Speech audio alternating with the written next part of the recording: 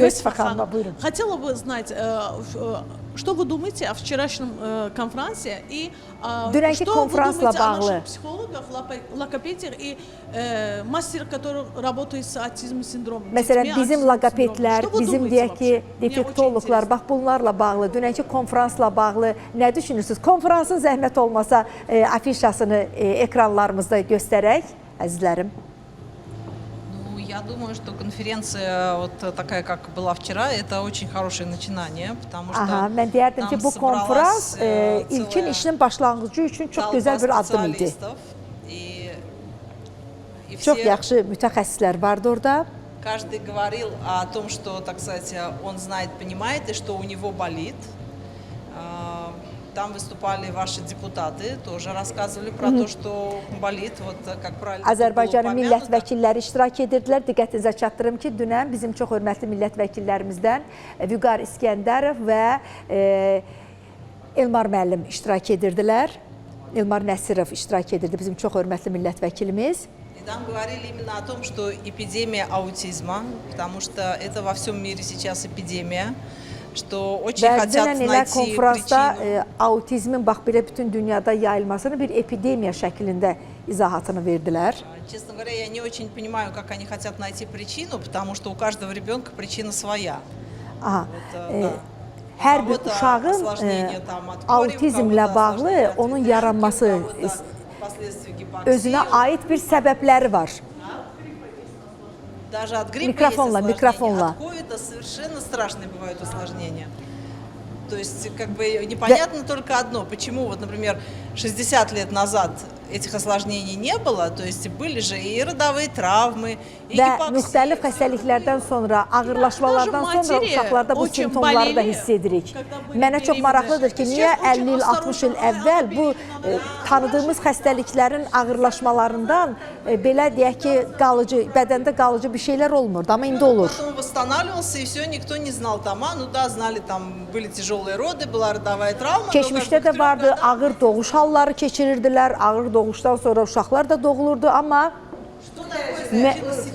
bəli, indiki dövrlə, keçmiş dövrü müqayisə edəndə indiki dövrdə ağır doğuşdan sonra mütləq şəkildə nəsə bir şey olur. Или красканы, или что-то есть в еде, что Ola bilər ki, hətta qidalarda nəsə var. Məsələn, hətta hamiləlik dövründə belə uşaqların, anaların hamiləlik dövründə belə qidasına çox diqqət etmək lazımdır. Çünki qidaların da birmənalı təsiri var. Я думаю, что это только одна из причин.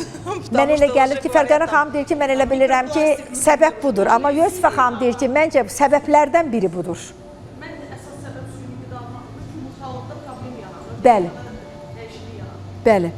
Везде нашли микропластик, например, да, его нашли в наших организмах, его нашли там в мужском семени, его нашли в женских фолликулах, его нашли где угодно, да. Вот, пожалуйста, может быть, это тоже причина, да, кто же это теперь знает? Müxtəlif səbəblər ola bilər, xüsusilə qadın xəstəlikləri ilə bağlı olan səbəblər də bax gətirib buna çıxarda bilər. Qadın yumurtalıqlarla bağlı olan deyək ki, müxtəlif qadın xəstəlikləri var ki, bunlar da gətirib buna çıxarda bilər. Əsas məsələ odur ki, əziz tamaşaçılarımız. Rayhan, bir sual vermək istəyirdim əslində David bəyə.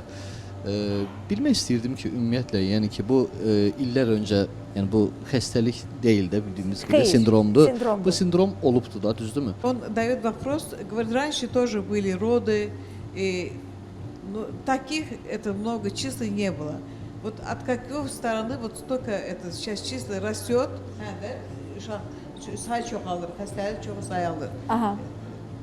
почему вот сейчас очень много таких большинство, и никто не может отвечать на этот вопрос. С одной стороны, да, действительно происходит что-то необъяснимое.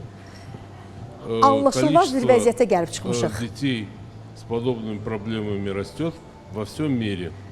Dünyanın müxtəlif ölkələrində bu tip uşaqlar var. Неизвестно.